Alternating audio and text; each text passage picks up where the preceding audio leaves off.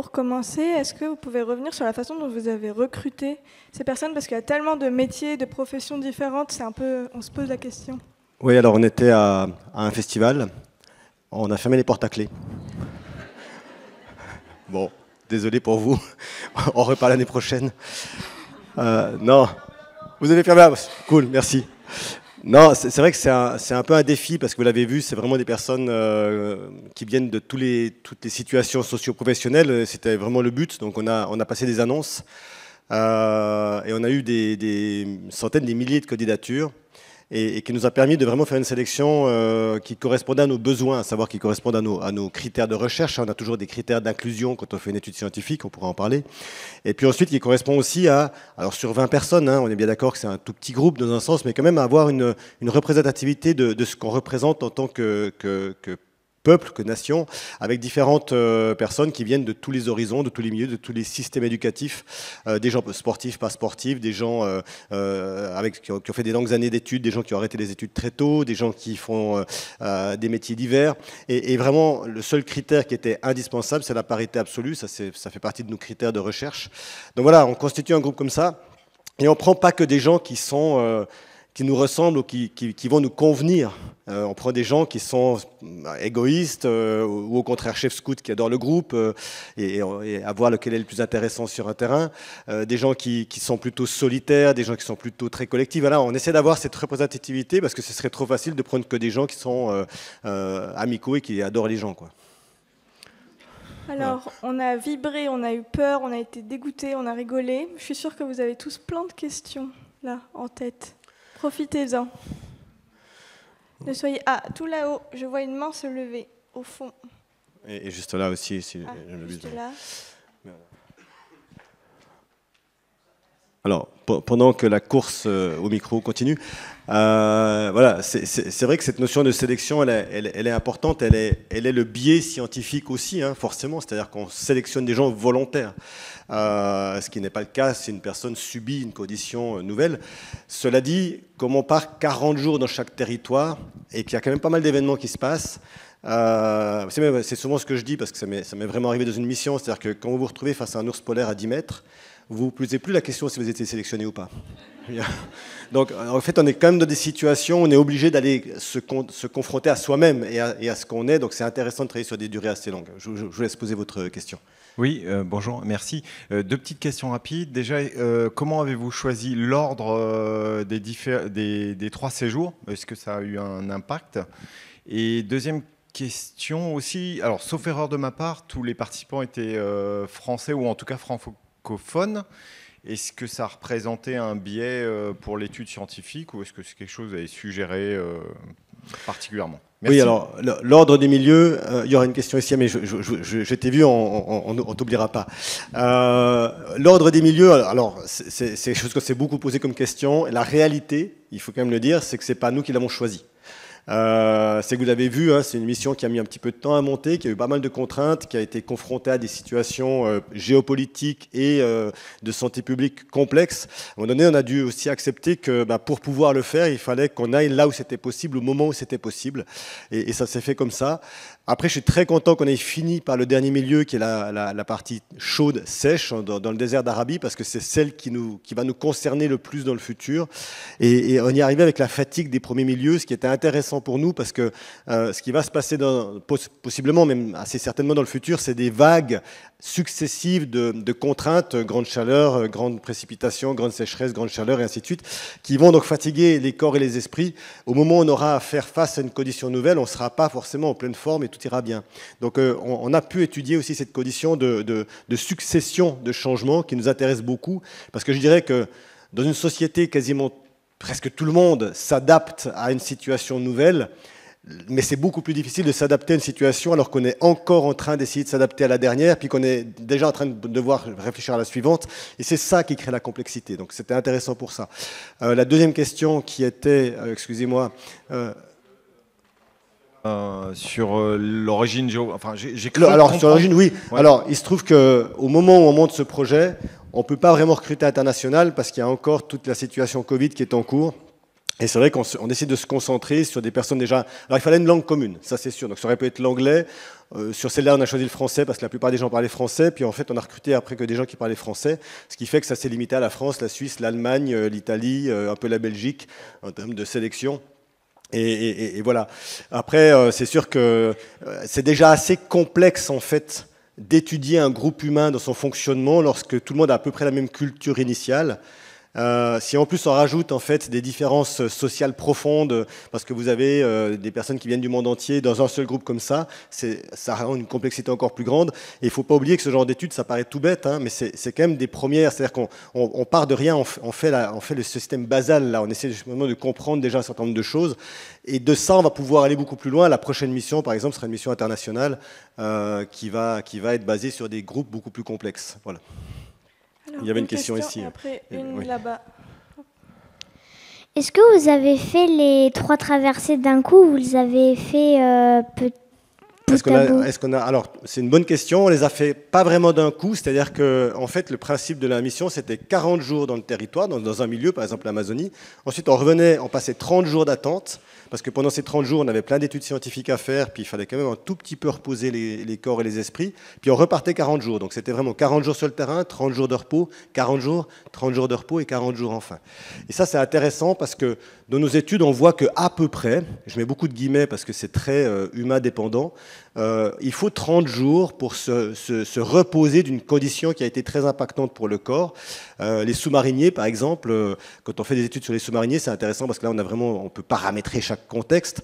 On voit qu'il faut entre 30 et 40 jours pour qu'ils reviennent à ce qu'on appelle un état basal, comme ils étaient avant de partir. Donc c'est pour ça qu'on travaille sur ces 30 jours de repos qui nous permettent de repartir quand même pas trop fatigués. Alors, nouvelle question à votre droite. Bonjour. Oui. J'ai vu là dans les images qu'il y avait beaucoup de mesures scientifiques. Voilà, j'aimerais savoir un peu qu'est-ce que c'est, qu'est-ce que vous allez en faire. C'était juste pour l'image, hein. On va tout jeter. Non, c'est vrai que c'est un peu frustrant hein, quand on fait un film comme ça, parce que nous, on le fait quelques mois après le retour, et les études scientifiques sont longues. Donc là, on vous montre finalement plus comment on travaille, et puis on voulait montrer ces humains dans ce contexte, ça nous intéressait. Toutes les données scientifiques, les résultats scientifiques, c'est plutôt, et c'était mis à la fin, c'est plutôt 2025-2026 dont nous aurons les résultats. Alors comment on travaille ? On travaille sur un système assez schématique et assez basique, hein, à savoir que nous, on essaie de comprendre donc l'adaptation humaine au sens large du terme. C'est quoi l'adaptation humaine ? C'est basiquement de passer d'un état où on est stable dans une certaine condition de vie à un nouvel état dont on est de nouveau stable dans une nouvelle condition de vie. Et en fait, c'est ce passage de réajustement, de rééquilibrage de nos systèmes cognitifs et physiologiques et sociaux, dans cette nouvelle condition, qui peut être une condition de contrainte par rapport à celle qu'on avait avant. Pour faire ça, on doit comprendre l'ensemble de l'itinéraire d'une personne, en fait, dans ce parcours adaptatif. Donc, quand on choisit des gens, on va pouvoir les étudier dans leur vie de tous les jours, dans leurs conditions normales de vie. Donc ici, en France, quand tout va bien, milieu tempéré. On les étudie ensuite sur le terrain, où on voit l'impact du changement. Puis ensuite, on les étudie pendant plusieurs semaines, plusieurs mois après leur tour. Et là, on peut vraiment faire toute la boucle en fait, de ce qui s'est passé. Et pour comprendre ça, on va utiliser des outils de recherche qui sont les plus avancés à ce jour. Et quand je dis les plus avancés, ça veut dire qu'on est encore à des années-lumière de ce qu'il nous faudrait pour travailler correctement. Mais on utilise par exemple des gélules de température qu'on avale et qui vont nous donner une température centrale permanente. Donc on sait exactement à quelle température sont les corps. On utilise des systèmes d'actimétrie qui permettent de déterminer tous les mouvements, tout le sommeil. On utilise des analyseurs de sommeil pour savoir comment les gens dorment. On utilise des systèmes pour comprendre ce qu'on appelle la variabilité de la fréquence cardiaque. Si ça ne parle pas à tout le monde, c'est simplement l'intervalle entre chaque battement cardiaque. Si vous avez le rythme cardiaque, quelque part, c'est un détail, ça, il change tout le temps. Par contre, la variabilité de la fréquence, c'est intéressante parce que plus vous êtes en fatigue et en stress, plus le cœur crée des petites arythmies. Et en fait, quand vous avez une arythmie cardiaque entre deux battements, vous savez que vous n'êtes pas tout à fait stabilisé. Donc nous, on calcule ce genre de choses. Puis ensuite, on a des outils pour mesurer l'activité cérébrale. Donc ça, on utilise aussi des IRM avant, après l'émission, mais on utilise sur place des électroencéphalographies, des NIRS qui regardent l'oxygénation, qui regardent l'électricité. Puis enfin, on a des appareils pour la sociométrie, à savoir comment le groupe fonctionne. Et pour ça, on est équipé de petits boîtiers qui déterminent combien de personnes, chaque personne passe avec qui et comment les gens se parlent. Est-ce qu'ils crient dessus? Est-ce qu'ils chuchotent? Est-ce qu'ils rient? Est-ce qu'ils sont contents entre eux? Et ça nous permet finalement de déterminer à peu près l'ensemble de ce qui se passe pour un corps, pour un cerveau et pour un système social dans une nouvelle condition de vie. Voilà comment on travaille. Alors là, il y a un monsieur qui lève la main. Oui, puis il y avait madame aussi. Je vous en prie. Oui, bonjour. Pourquoi avoir choisi une expédition en milieu très froid dans le Grand Nord quand on sait qu'a priori peu d'humains seront exposés à ce genre de température à l'avenir? Pour deux raisons bien spécifiques. La première raison, c'est celle qui correspond directement à nos études, à savoir que nous, c'est vrai qu'on travaille plus sur la grande chaleur, grande chaleur sèche et grande chaleur humide, qui vont être des conditions de plus en plus fréquentes dans nos territoires, et ça, il ne faut pas l'oublier, on pourra en parler un petit peu. Mais pour comprendre ce qui se passe, en fait, nous, on observe des modifications. Mais tiens, c'est bizarre, la personne, quand elle est soumise à cette condition, on voit telle modification dans le cerveau, dans le cœur, ou autre. En fait, pour être sûr que c'est des modifications qui correspondent à un contexte de chaleur, il faut qu'on ait la même étude dans le froid, parce que si on observe exactement les mêmes modifications dans le froid, on se dit en fait c'est pas lié à la chaleur, mais c'est lié simplement à un changement de typologie de vie. Mais si on a un changement qui est bien spécifique dans les milieux de chaleur qui n'existe pas dans les milieux froids, on peut dire ah oui, ça c'est une condition liée à la chaleur. Donc c'est important de dissocier plein de choses, et d'ailleurs le film essaie de le faire, mais avec beaucoup de maladresse, parce qu'on n'a pas tout à fait les images. Quand on parle d'adaptation, on ne parle pas d'adaptation à une condition. Ce n'est pas la condition à tiens, il fait plus chaud ou il fait plus froid. Il y a l'adaptation au changement de conditions de vie en soi. Tiens, moi je vivais dans un appartement avec un lit, tout ça, puis tout d'un coup je vis dans une tente, dans un désert. Je dois m'adapter à la condition climatique, je dois m'adapter à la condition sociale. Vous l'avez vu, la condition sociale pose quelques questions. Et d'ailleurs, c'est la seule raison qui a poussé des gens à abandonner l'expédition. Ce n'est pas les conditions climatiques, c'est les conditions sociales. Donc on voit là qu'il faut s'adapter à tout ça. Et donc nous, pour bien dissocier ce qu'est l'adaptation à une condition versus l'adaptation à un climat, on doit avoir le froid. Deuxième chose, n'oublions quand même pas qu'aujourd'hui, sur 100 personnes qui meurent de climat, 90 meurent en raison du froid et 10 meurent en raison de la chaleur, aujourd'hui dans le monde. Donc là, le froid est encore beaucoup plus impactant que la chaleur dans le monde en termes de taux de mortalité. On l'oublie un petit peu parce que c'est vrai qu'on parle beaucoup de la chaleur, mais il faut quand même qu'on comprenne aussi les mécanismes du froid sur des humains non habitués, même si on est bien d'accord que dans nos pays, on est en train d'arriver de plus en plus vers des états critiques sur la chaleur et pas le froid. Voilà pour la raison. On m'entend? Oui. Oui, est-ce que vous pourriez m'expliquer comment est-ce que vous avez déterminé les 40 jours que devait durer donc chacune de vos expéditions dans les différents milieux? Parce que 40 jours, c'est à la fois très long quand on est dans des conditions extrêmes, mais c'est aussi, à l'échelle d'une vie humaine, très court. Et donc cette adaptabilité, elle est peut-être rendue possible aussi par le caractère éphémère de cette expédition, en se disant, bon, finalement, j'ai que 40 jours à tenir et après, je vais partir. Donc, voilà, comment est-ce que vous avez fixé cette date, s'il vous plaît? Alors, il y a plein de raisons. Je vais finir par la dernière partie de votre question. La projection mentale humaine se fait très facilement sur une semaine. Et si vous êtes en souffrance dans une condition et que vous savez que vous avez une semaine, vous dites, OK, je tiens le choc. Et quasiment tout le monde tient le choc. Si vous êtes en souffrance d'une condition et que vous vous dites, moi, je vais devoir passer un mois là-dedans, vous n'arrivez plus à le faire, en fait. Là. Donc, c'est quand même intéressant de travailler sur 40 jours. On arrive à rompre avec cette notion de, tiens, c'est une durée limitée, je peux tenir le choc pendant cette durée. Ensuite, pourquoi 40 jours? Alors, pour plein de raisons. On aimerait travailler sur 60, 80, 100 jours par milieu. Nous, on travaille, vous l'avez vu, avec des amateurs, des novices, donc des gens qui doivent prendre congé de leur métier, qui doivent parfois négocier un temps de départ. Donc, si je leur dis qu'il faut négocier 2 ans de vie, ça va être difficile. Je sais que vous le feriez vous, mais tout le monde ne le ferait pas. Mais donc voilà, 40 jours, c'est une bonne période parce que tout le monde arrive plus ou moins à s'organiser, à gérer des vacances, des choses comme ça. Puis les employeurs sont assez cool sur ce genre de période. Voilà, dernier point.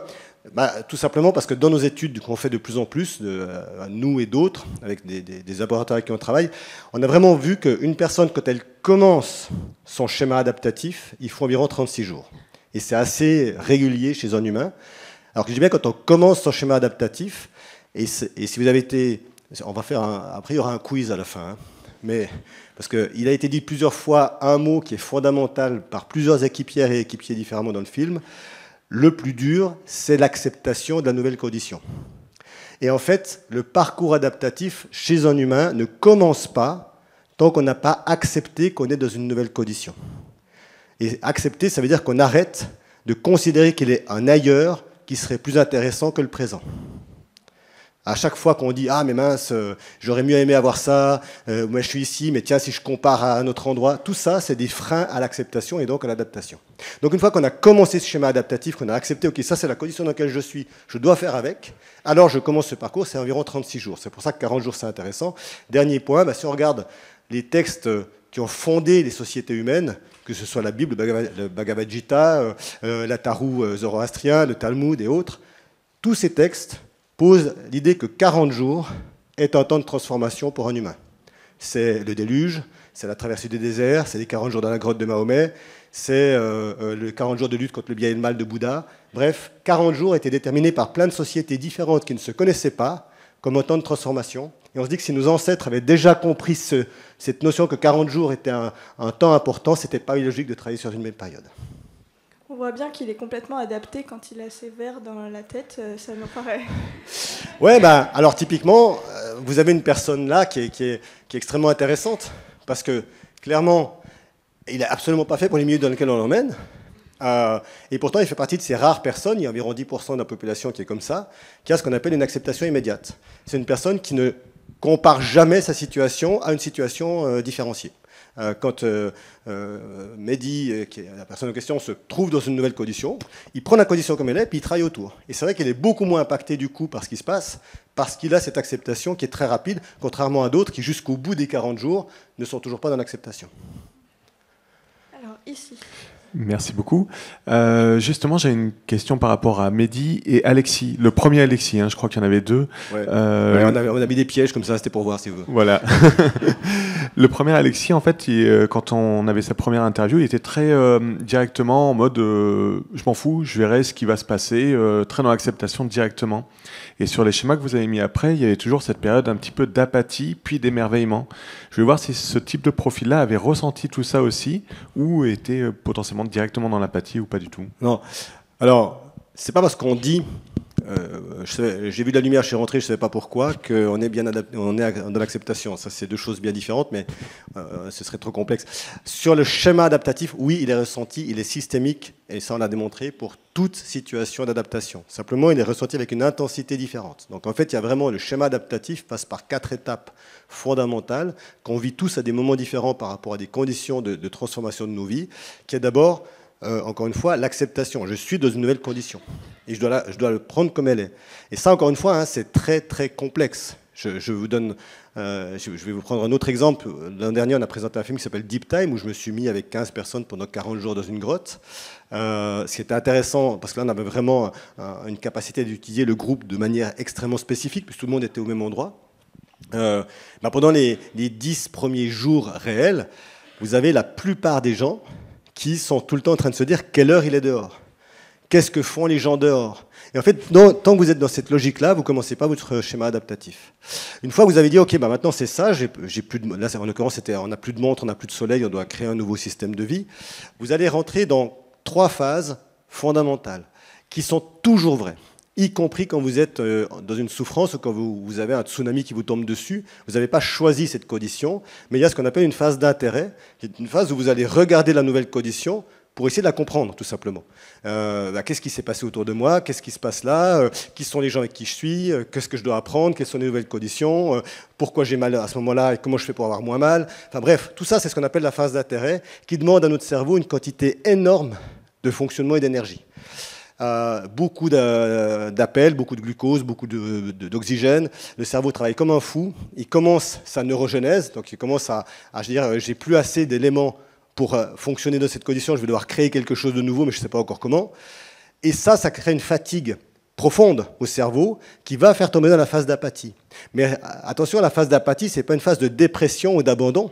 C'est une phase où le cerveau n'est plus capable d'emmagasiner une nouvelle information ou de générer une nouvelle compétence. C'est-à-dire qu'il est dans une sorte de fatigue qui n'empêche pas la personne de vivre, de rire, d'être bien, de se sentir bien, mais le cerveau n'est pas capable d'assimiler une nouvelle compétence. Et pendant ce temps-là aussi, il a besoin de mettre en pause certaines fonctions pour quelque part commencer à générer autre chose.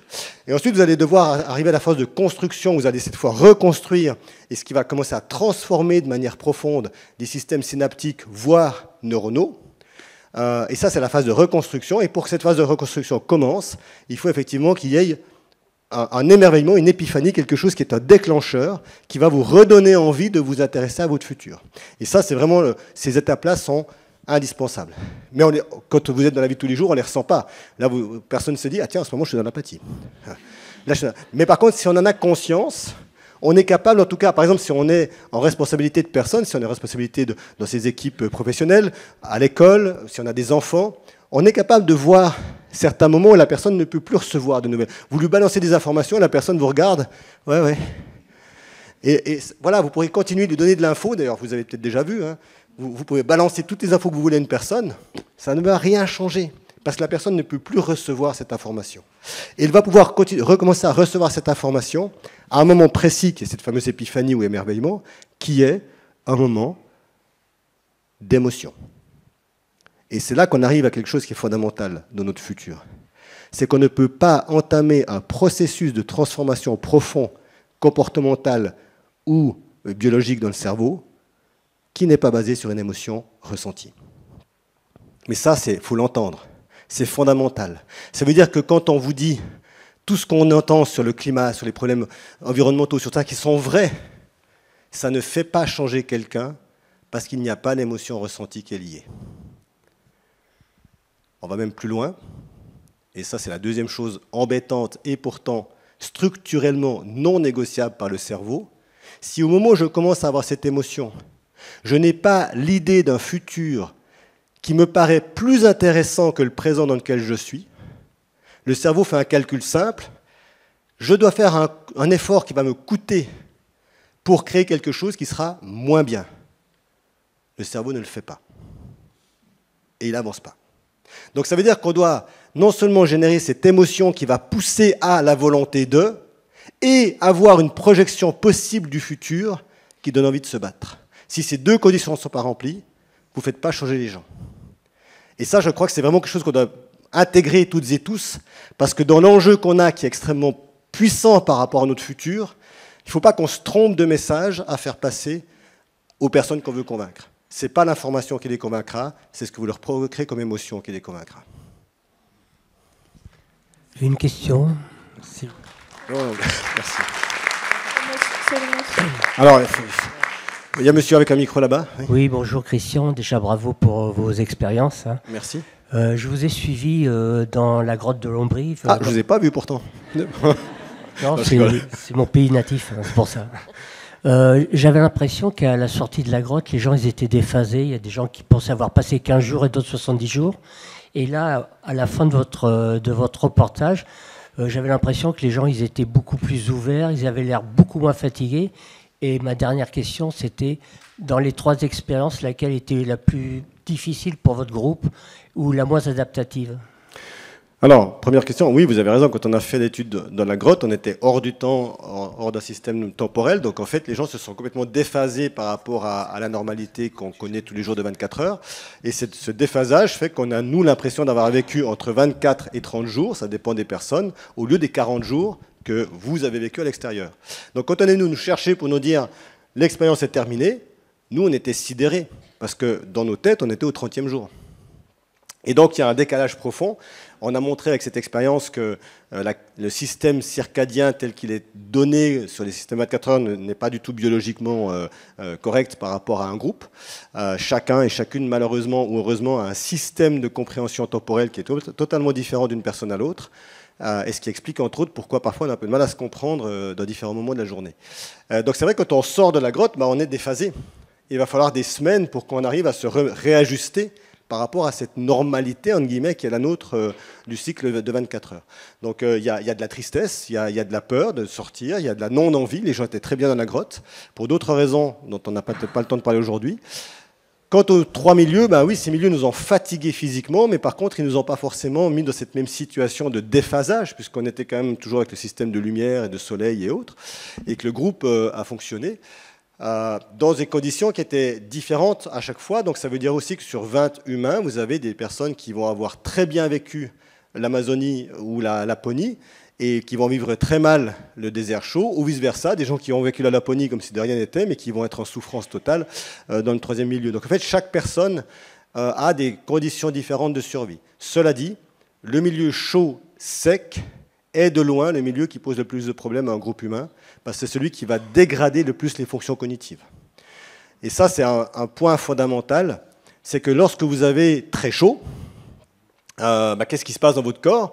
Votre corps, lui, il essaie de se maintenir à 36,5 degrés. Il essaie de maintenir son cerveau à 36,5 degrés. Il doit beaucoup utiliser d'énergie pour le faire. Puis à un moment donné, il n'arrive plus parce que la température externe est trop chaude. Donc le cerveau va commencer à chauffer. Donc il panique. Donc il va dire, mince, je chauffe, il faut que je me refroidisse, donc il faut que j'arrête de trop fonctionner, entre guillemets, parce que comme tout système, quand il fonctionne, il chauffe. Donc il va commencer à dégrader des fonctions. Il va dire, oh ben, il faut que j'arrête de trop l'utiliser, donc je vais arrêter des fonctions qui ne sont pas indispensables à ma survie. Je peux arrêter la mémoire, par exemple. Ça ne me sert à rien de me rappeler ce que j'ai mangé au petit déjeuner. Mais ensuite, une fois que j'ai arrêté ça, ça ne suffit pas. Donc je vais commencer à arrêter des fonctions qui sont non fondamentales, parmi elles, le système d'appétence sociale. C'est-à-dire qu'on a l'appétence sociale, donc le fait d'être ensemble et de se parler, demande beaucoup d'énergie au cerveau, parce que je dois vous regarder, vous écouter, essayer de comprendre ce que vous faites, regarder en même temps votre visage, parce que vous me dites peut-être un truc, mais votre visage dit le contraire, donc j'essaie de le comprendre aussi. Et puis, est-ce que vous êtes mon patron, est-ce que vous êtes mon enfant, ou est-ce que vous êtes un ami?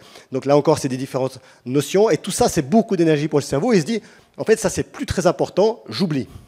Ce qui veut dire que pendant les moments de grande chaleur, la compétence sociale diminue d'autant. Donc vous êtes moins à même de faire société dans la chaleur. Et ça, on l'a vu très nettement dans le dernier milieu. Donc là, ça, c'est très paniquant dans un sens, parce que ça veut dire que le système coopératif est mis en défaut. Or, sans coopération, on n'arrive pas à faire face aux grands défis. Donc voilà, n'attendons pas d'être dans la grande chaleur pour se dire « Ouh, il faudra qu'on fasse un truc ensemble ». Ce sera trop tard. Donc c'est vraiment maintenant qu'on doit se mettre ensemble, toutes et tous, pour trouver des solutions pour notre futur. Voilà en gros le problème qu'on a par rapport à notre futur. Alors, il y avait une dame ici, après un jeune garçon. Oui. Alors, oui. Oui, bonjour. Est-ce que vous pourriez préciser ou repréciser les raisons qui ont poussé les personnes à quitter l'aventure? Alors, il y en a plusieurs. La plupart, c'est des personnes qui n'ont pas réussi à se mettre en adéquation entre la condition dans laquelle vivait le groupe et leur propre volonté. Voilà. Et à un moment donné, c'est vrai que si on n'est pas en accord avec un groupe et qu'on n'arrive pas à avancer au même rythme que lui, ça crée un déséquilibre qui fait qu'on n'est plus assez bien pour continuer. Voilà. Ce n'est pas tellement les conditions environnementales, mais parce qu'un groupe, comme nous on l'a constitué, c'est un groupe complexe. Hein. C'est un groupe où il y a des gens qui sont physiquement très entraînés, plutôt fortes et qui ont envie d'eux. Et puis c'est vrai que la forêt tropicale, en plus, c'est un milieu intéressant parce qu'on a tous une image de la forêt tropicale qui est très forte. Hein. Vous avez vu, qu'est-ce qu'on a comme image de la forêt tropicale? On a Rambo, on a Predator, on a Tarzan. On croit qu'on va se battre contre le milieu, ça va être un truc intense. On va faire une mission, waouh. Et puis il y a les légionnaires de Guyane et puis tout ça. Puis après vous arrivez dans la forêt tropicale, puis vous avancez tout lentement. Et puis vous pagayez lentement, puis il vous faut des heures pour monter un camp, et puis vous pourriez encore pagayer pendant 2 heures, mais il y a une personne qui a mal à l'épaule, elle doit s'arrêter, donc il faut s'arrêter aussi. Et donc finalement, si on n'arrive pas à accepter cette condition d'un groupe collectif qui a sa propre dynamique, c'est quasiment impossible de continuer. Voilà. Et à raison, à un moment donné, certaines personnes se disent, mais en fait, c'est plus ma place. Et voilà. Et ça, ça m'intéresse beaucoup. Voilà, c'est comme ça. Il n'y a aucun reproche envers personne. Ça fait partie d'une dynamique collective.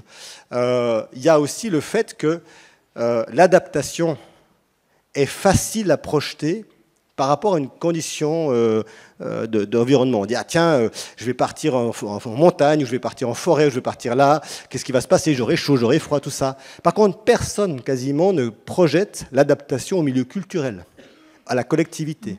Or, c'est aussi une adaptation. Quand vous êtes avec un groupe nouveau de gens que vous ne connaissez pas bien, il faut s'adapter à eux. Et en fait, on a une multitude d'adaptations nécessaires dans un groupe collectif qui part dans un système complexe. Et souvent, les gens sont très capables d'avoir projeté une de ces adaptations, mais pas toutes, ce qui crée le déséquilibre parfois dans une équipe.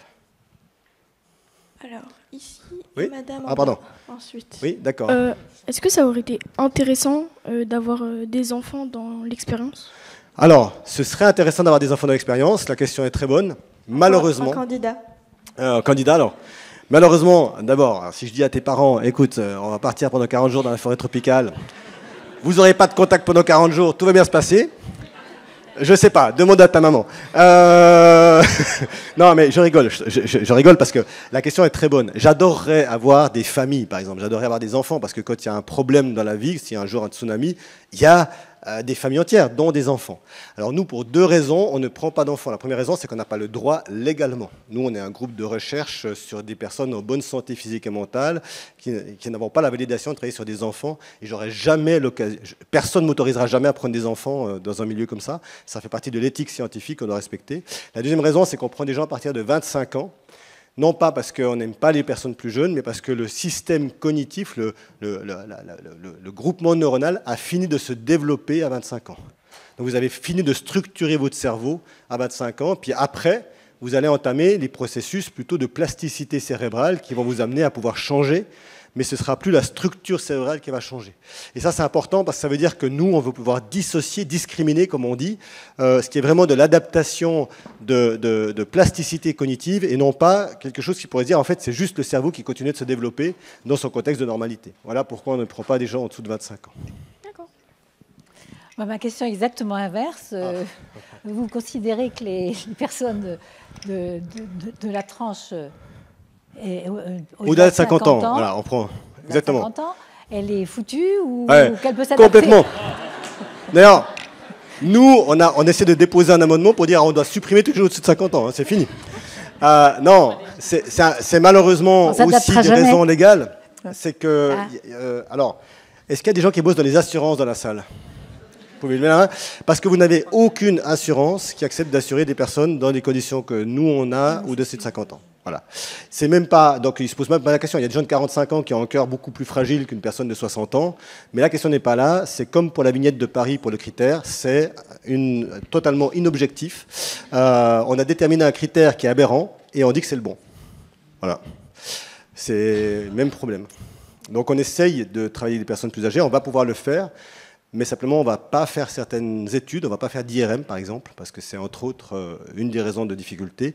Les IRM sont des choses merveilleuses pour étudier le cerveau, mais ont plein de contraintes quand on veut faire de l'étude scientifique. On ne peut pas prendre des gens tatoués en couleur, on ne peut pas prendre des gens gauchers, on ne peut pas prendre des gens au-dessus de 50 ans. Enfin, voilà. Plein de contraintes.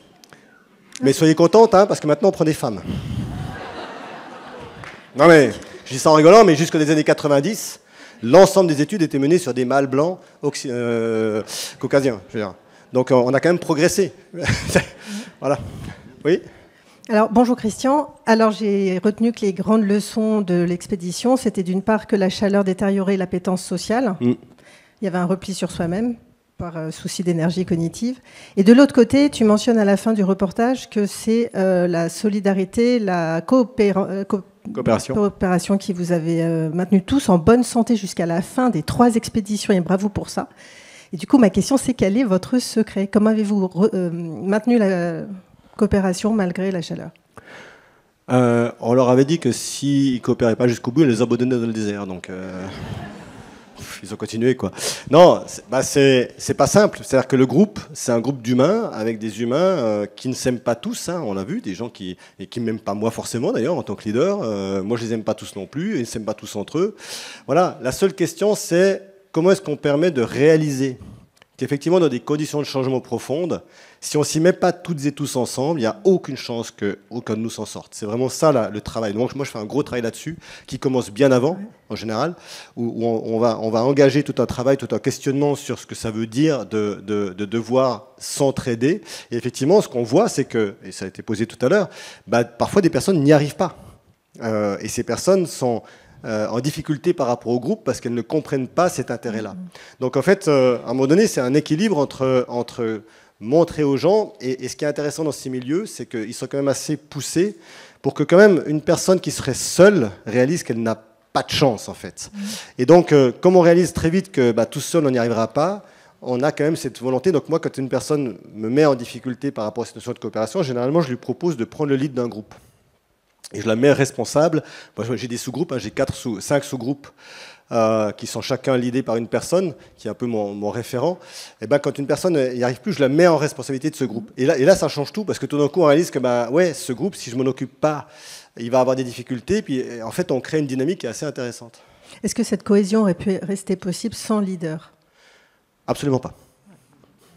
Alors, je vais être très clair là-dessus. On n'a aucun modèle de toutes les... Nous, ça fait 30 ans qu'on mène des missions de recherche dans toutes les conditions. J'ai mené des missions partout. Un groupe sans leader ne se sort pas d'une situation extrême. Je n'ai pas d'exemple, je n'ai pas de contre-exemple. Mais attention, il faut quand même s'entendre sur ce que ça veut dire leader, hein, on est bien d'accord. C'est pas... Enfin, moi, je suis un dictateur, mais normalement, le leader, c'est pas un dictateur, c'est une personne qui simplement va, à un moment donné, prendre la décision finale. Et en fait, nous, on travaille beaucoup. Ça sort un peu du sujet, mais je pense que c'est important parce que c'est quelque chose qu'on n'a pas encore tout à fait intégré. Moi, je travaille beaucoup sur ce qu'on appelle le cône de décisionnalité, qui, à mon avis, est fondamental dans un groupe. C'est à quel moment vous devez prendre une décision en tant que leader. En gros, si vous avez une avalanche qui tombe, vous comprenez bien que si vous criez « tout le monde part à droite », a priori, il n'y a pas 3 personnes qui vont s'asseoir en disant oh, « attends, discutons d'abord ». Les gens vont courir. Par contre, si vous êtes le soir au camp, que tout va bien, qu'il fait beau, puis que vous devez choisir le trajet, si vous allez plutôt prendre le col A ou le col B, puis que vous criez de la même manière « on va passer par le col B », là, les gens ne vont pas comprendre. Et ils vont pas l'accepter, d'ailleurs. Même si vous avez raison, in fine, ils ne vont pas l'accepter. Donc, en fait, la question, c'est à quel moment vous devez donner une impulsion définitive, comme courir à droite parce qu'il y a l'avalanche, et à quel moment vous devez absolument laisser le groupe discuter et finalement arriver à une décision commune. Et quand vous avez cette réflexion du cône de décisionnalité, à savoir quel est votre push que vous devez donner ou pas, vous arrivez quand même à créer un système de leadership qui est assez fonctionnel et qui n'est pas délétère par rapport à des difficultés inhérentes. Voilà. Alors, il y a une question là-haut et après, de nouveau au milieu. Oui. Est-ce qu'il y avait une sorte de médecin dans votre groupe? Une sorte, je leur dirai. La sorte de médecin, là. Non, mais je rigole. Hein. Moi, je rigole beaucoup, donc soyez pas vexés quand je me moque. Hein, c'est pas du tout contre vous. Oui, on avait un médecin ou une médecin, ça dépend, et une infirmière ou un infirmier en permanence. On a toujours ça dans nos missions. Ça fait partie des obligations de nos travaux scientifiques et de l'éthique scientifique qu'on a par rapport à nos missions. Voilà. Alors, une question, puis une question là-bas. Oui. Vous n'avez pas de micro? Posez-la, je répéterai. C'est pas grave. Ouais. Il va y avoir une question ici. Oui. Vous avez dit tout à l'heure qu'à partir de 25 ans, la stabilité du cerveau était fonctionnelle, oui, et qu'on entamait la plasticité. Mais est-ce que ça signifie que plus on est vieux, outre le physique, plus on va s'adapter facilement? Alors, c'est une très bonne question. Et c'est pas faux.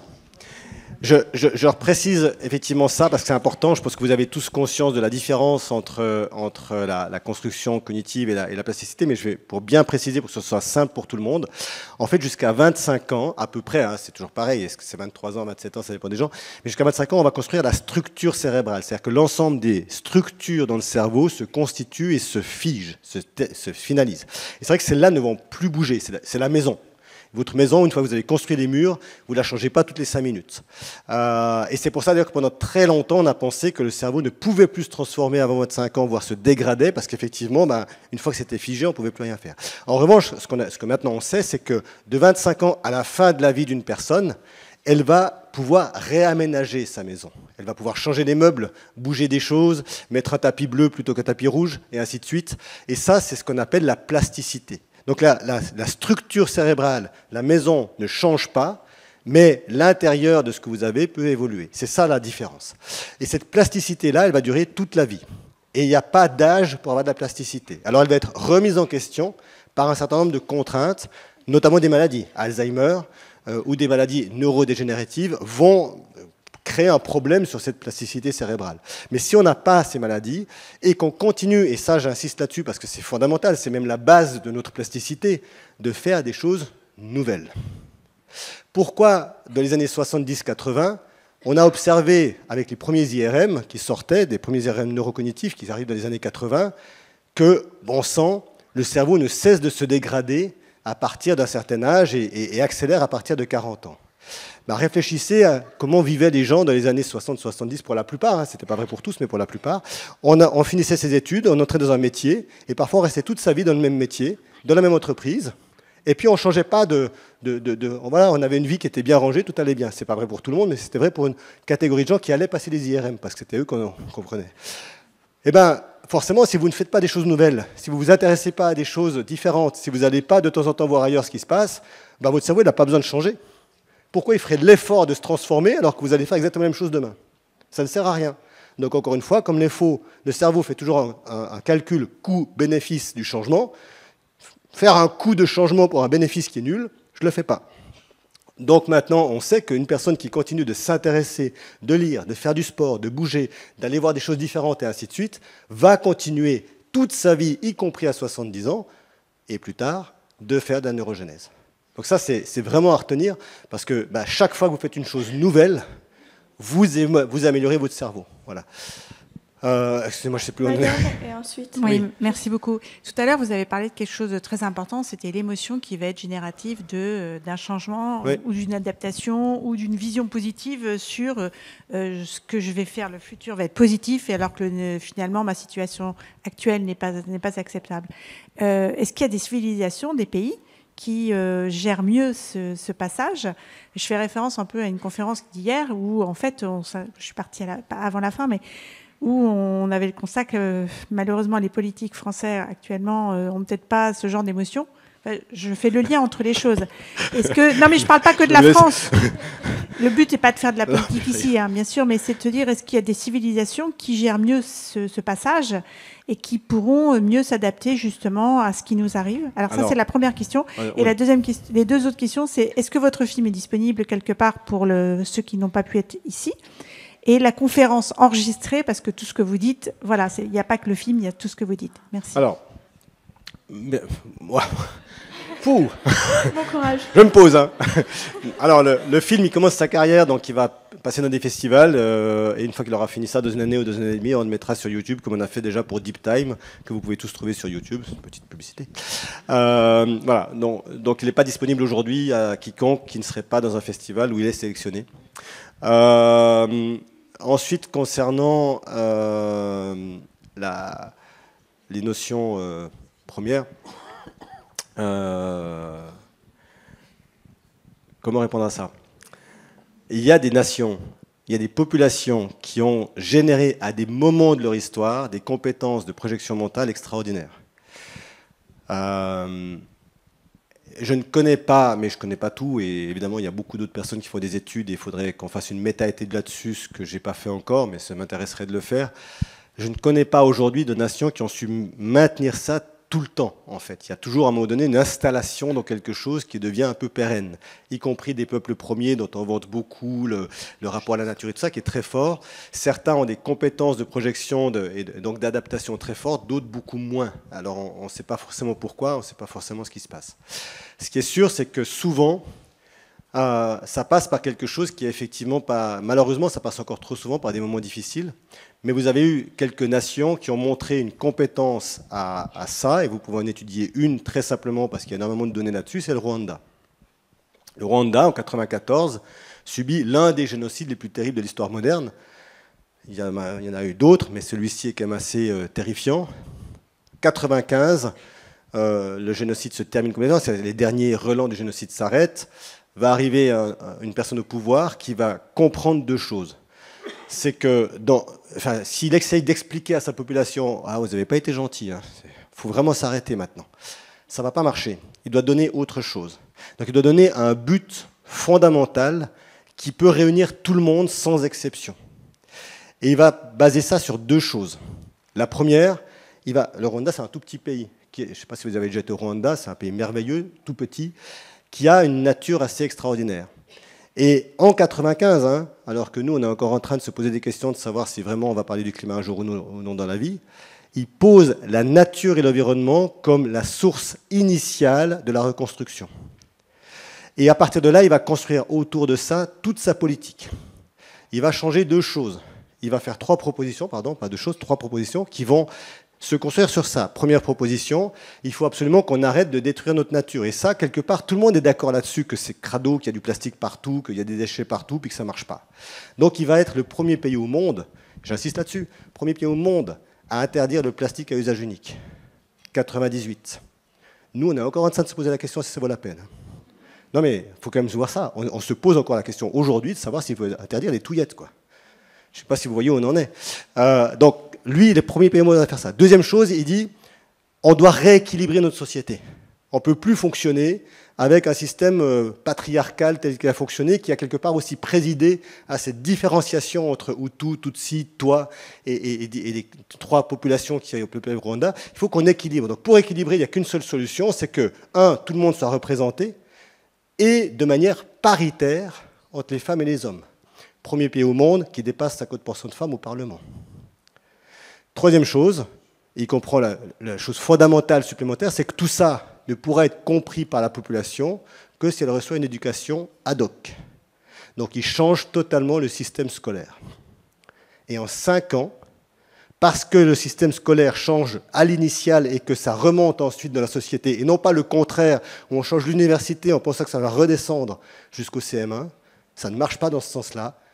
Le Rwanda devient l'une des populations les plus stables d'Afrique de ces dernières années.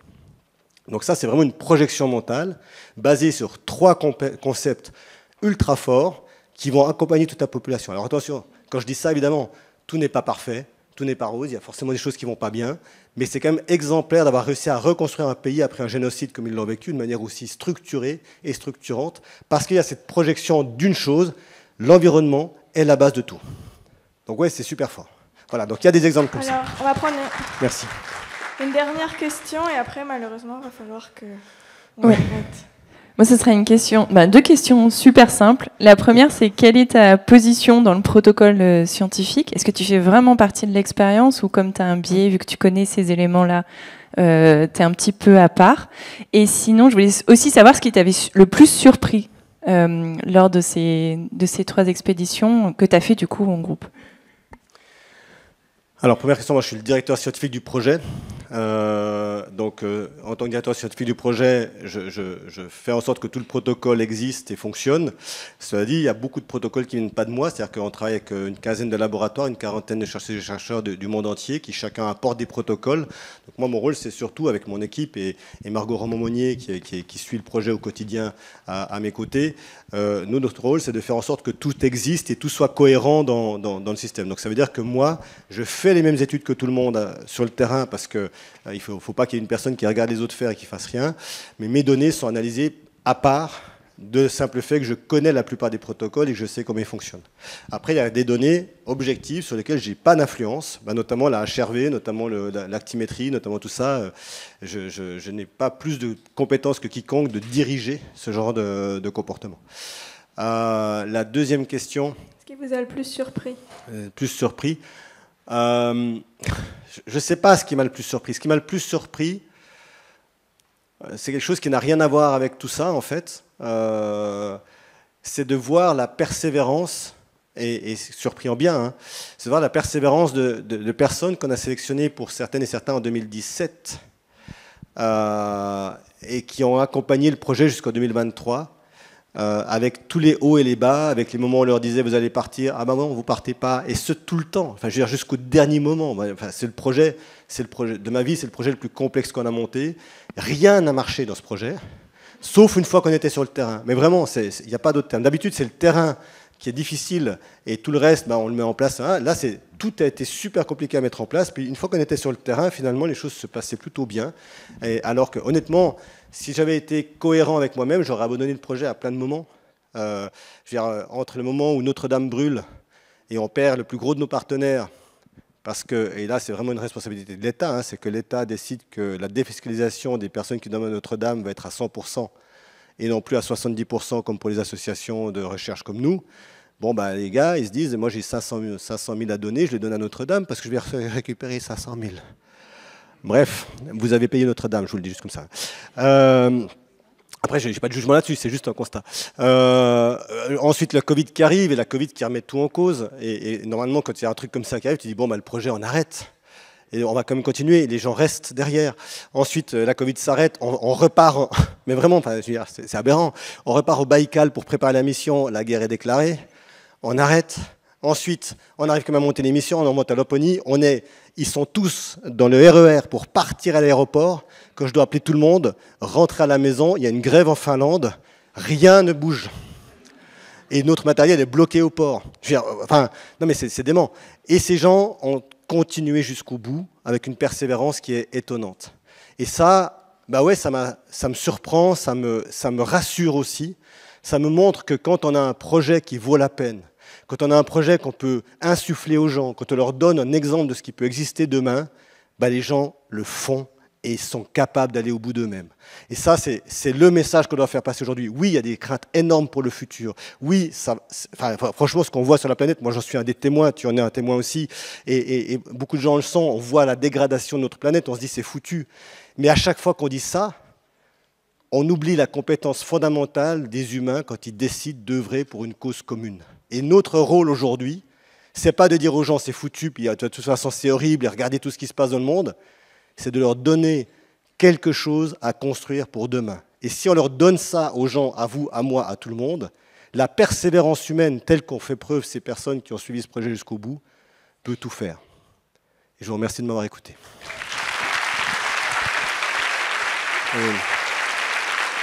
Merci beaucoup. Merci.